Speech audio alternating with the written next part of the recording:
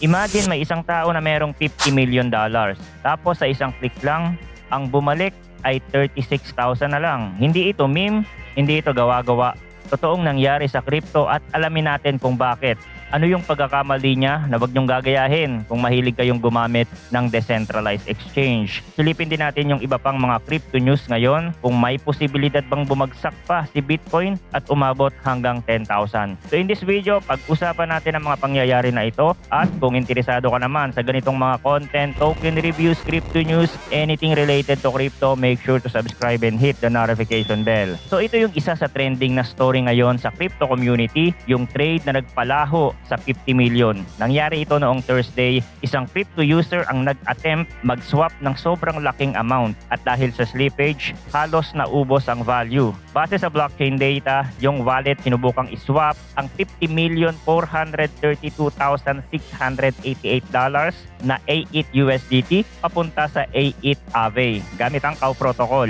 Para maintindihan natin lahat, yung A8 USDT ay parang interest-bearing version ng USDT na nakadeposit sa Aave lending protocol. Sa Ethereum, habang yung A8 Aave, it's like a wrap o interest-bearing version din ng Aave governance token. Ngayon, ito yung problema. Sobrang laki ng order tapos manipis ang liquidity sa trading pools. Ang ending, nag-execute yung swap na may more than 99% slippage. Ibig sabihin yung price sobrang lumayo sa inaasahan mo habang tinatamaan niya yung pool. Imbis na makuha niya ang halos 50 million na halaga, ang natira sa kanya after trade ay around 327 A8 Aave tokens na worth roughly $36,000. Imagine, parang nagpalit ka ng isang mansyon tapos ang nakuha mo lang isang cellphone. Ganon kalala. At hindi lang basta nawala. Yung difference ng value, mabilis na nasalo ng mga arbitrage traders at network intermediaries. Sa loob ng same block, meaning sa parehong batch ng transaction na na-record sa blockchain, more than $43 million ang na-extract na profit ng arbitrage ayon sa blockchain security firm BlockSec. At dito pa mas lalong masakit, around $32.6 million doon napunta sa block builder, yung party na nag-assemble at nag-aayos ng order ng transaction bago ma-finalize ang block. So parang habang ikaw lugmok, may ibang kumita ng sobrang laki within seconds. Bakit nangyayari ang ganitong disaster? Sa DeFi, kapag nag-execute tayo ng unusually large order against shallow liquidity pools, automatic yan. Yung bots at arbitrage system nakaabang. Kapag may price dislocation, sasaluhin nila agad. Kaya ang slippage losses, paminsan-minsan nangyayari talaga, lalo na kapag sobrang laki ng trade at hindi mo hinati-hati o hindi mo tiningnan ng liquidity depth. Ang mas nakakagulat pa, hindi naman daw ito bug ng system. Nagsalita din si Stani Kuletube, founder ng Aave, tungkol dito. Nagbigay daw ng maraming warnings at lumabas ito bago i-confirm yung transaction. Dahil sobrang laki ng order, may warning about extraordinary slippage at kailangan pa daw i-check yung checkbox para tanggapin mo yung risk. At ayon sa kanya, inaccept daw ng user yung warning gamit ang mobile device. Tapos tinuloy pa rin ang trade. Meaning hindi ito aksidente na walang alert, tinanggap mismo yung risk. Kaya natuloy ang transaction. At sinabi rin niya na hindi pwedeng umusad ang transaction kung hindi mo explicitly tinanggap yung risk. Dagdag pa, sinabi niya na yung cow swap routers gumana naman as intended. Standard industry practices, pero syempre yung outcome malayo sa optimal. May isa pang detail, may plan daw ang Aave na kontakin yung user at ibalik yung around $600,000 na fees na nakuha mula sa transaction. Hindi nito mababalik ang $50 million, pero at least may attempt na maibsan kahit konti at nangyari pa ito ilang araw lang pagkatapos ng about $27 million liquidation event sa Aave na sinasabi ng ilan na posibleng dahil sa temporary pricing issue involving STET.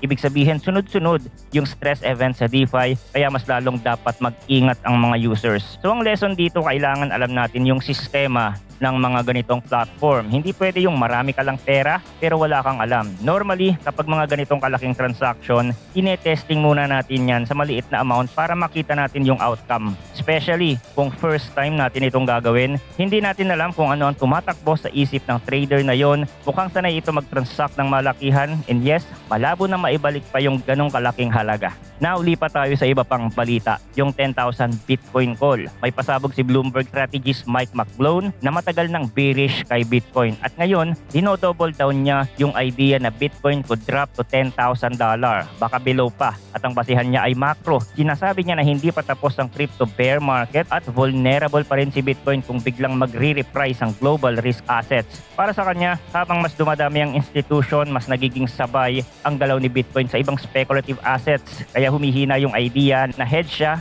laban sa traditional markets. Pero maraming analyst din ang kumontra. Yes, sinasabi nilang posible pa rin ang further downside, pero yung 10,000 sobrang unlikely na unless may extraordinary global liquidity event. May isang analyst na nagsabi, madalas daw naliligaw ang mga analyst sa short-term macro noise at napupunta sa sobrang OA na conclusion. At para raw bumalik si Bitcoin sa 10,000, kailangan ng global liquidity crisis, nuclear war, at parang tumigil pa yung internet. Harsh pakinggan, pero ang punto, sobrang laki ng market at sobrang dami ng daily trading volume, kaya hindi basta-basta maibabalik sa 10,000 nang walang world level shock. So ano ang mas realistic na sinasabi ng ibang mga pro? May nagsabi na kung tutuloy ang downtrend, mas plausible ang mga zones tulad ng 30,000 to 40,000 as next accumulation area. Meron ding nagsabi na short term, range pa rin ang laro between 60,000 and 70,000.